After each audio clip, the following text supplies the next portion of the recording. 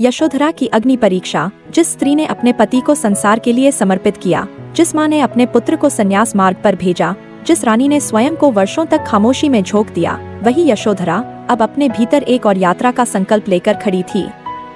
शून्यता से जागृति तक कपिलवस्तु में बुद्ध का आगमन और फिर उनके जाने के बाद एक सन्नाटा छा गया था। यशोधरा के भीतर कुछ टूट चुका था और कुछ बन भी रहा था। रातों की तन्हाई में वह आत्ममंथन करती, क्या मैं केवल एक त्यागी हुई पत्नी हूँ? क्या मेरा अस्तित्व केवल प्रतीक्षा तक सीमित है? लेकिन हर बार जब वो अपने पुत्र राहुल को बुद्ध की भिक्षु वेशभूषा में देखती, उसके भीतर कुछ नया जन्म लेता। संघ में प्रवेश की इच्छा। एक दिन यशोधरा ने निर्णय लिया।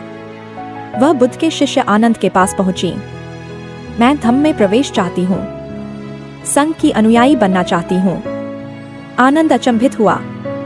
एक राजरानी संघ में? माँ, यह मार्ग कठिन है। यह वैराग्य का मार्ग है। मुझे सरल नहीं चाहिए आनंद, मुझे सत्य चाहिए। आनंद चुप रह गया। उसकी आंखों में आदर था। यशोधरा स्वयं बुद्ध के पास पहुंची। गहरी आंखों से उन्होंने देखा, वही पति, वही गौतम, पर अब केवल बुद्ध।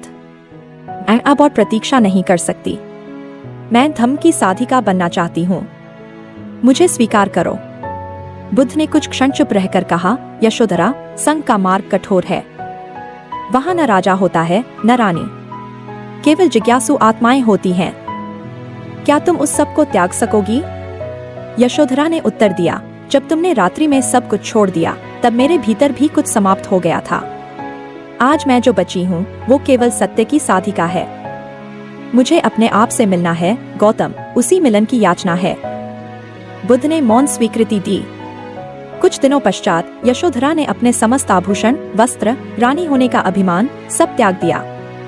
वह संघ की प्रथम महिलाएं बनने वाली थी। महाप्रजापति गौतमी, यशोधरा और अन्य शिष्याएं, जिन्होंने महिला संघ की नींव रखी। यशोधरा ने भिक्षुणी बनते हुए कहा, मैं अब केवल बुद्ध की पत्नी नहीं, धम्म की साधिका हूँ। सालों की साधना, ध्यान, मौन और अंततः यशोधरा ने अरहत पद प्राप्त किया। जिसने एक दिन अपने प्रिय को संसार को सौंप दिया था, अब वही स्वयं संसार से ऊपर उठ चुकी थी। एक दिन जब सूर्य अस्त हो रहा था, यशोधरा संघाराम के प्रांगण में बैठी थी। एक नन्ही भिक्षुणी ने पूछा, क्या आपको कभी बुद्ध से गुस्सा नहीं आया? यशोधरा ने मुस्कुराकर उत्तर दिया, गौतम ने मुझे छोड़कर नहीं गए थे, वो मुझे स्वयं से मिलवाने गए थे।